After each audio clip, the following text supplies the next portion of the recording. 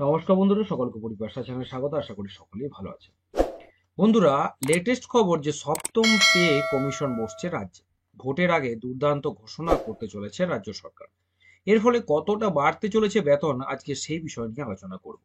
তাই সকলকে বলবো, ভিডিওটি প্রথম থেকে শেষ পর্যন্ত অবশ্যই দেখবেন এবং বিস্তারিত অবশ্যই জানবেন। সপ্তম পে কমিশন বসছে রাজ্যে। ভোটের আগে দুর্দান্ত ঘোষণা করতে চলেছে মমতা বন্দ্যোপাধ্যায়ের সরকার। এবার রাজ্যে বসবে সপ্তম বেতন কমিশন। প্রায় 10 বছর পর বেতন কমিশন বসতে পারে এই রাজ্যে। বেতন কাঠামো আসবে বিরাট বদল। অন্যদিকে অষ্টম পে বেতন কমিশনের ঘোষণা করেছে কেন্দ্রীয় সরকার। এক লাফে অনেকটা বেতন বেড়ে গিয়েছে কেন্দ্রীয় সরকারি কর্মচারীদের। 2026 সালের 1 জানুয়ারি থেকে কার্যকর হবে অষ্টম বেতন কমিশন। অন্যদিকে ষষ্ঠ বেতন কমিশন রাজ্যে বসেছে প্রায় 10 বছর হলো। এবার ফের কমিশন বসানোর কথা ভাবতে চলেছে রাজ্য সরকার।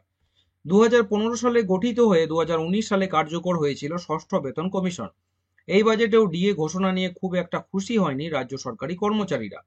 এবছর সেপ্টেম্বর মাসে ঘোষণা হতে পারে সপ্তম পে কমিশন বলে ধারণা করা হচ্ছে। 2026-এর আগেই দারুণ খবর পেতে চলেছে রাজ্য সরকারি কর্মচারীরা। বর্তমানে 14% হারে মহার্ঘ ভাতা পাচ্ছেন রাজ্যের সরকারি কর্মচারীরা। তা বেড়ে গিয়ে 18% হবে চলতি বছরে এই এপ্রিল মাস থেকেই।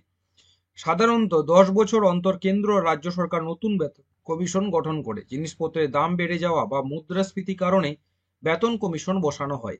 সুতরাং বোঝাই যাচ্ছে যে এই বছরই 2026-এ যেহেতু ভোট রয়েছে, তাই 2025-এই সম্ভবত মাঝামাঝি সময়ে সপ্তম বেতন কমিশন গঠন করতে চলেছে রাজ্য সরকার।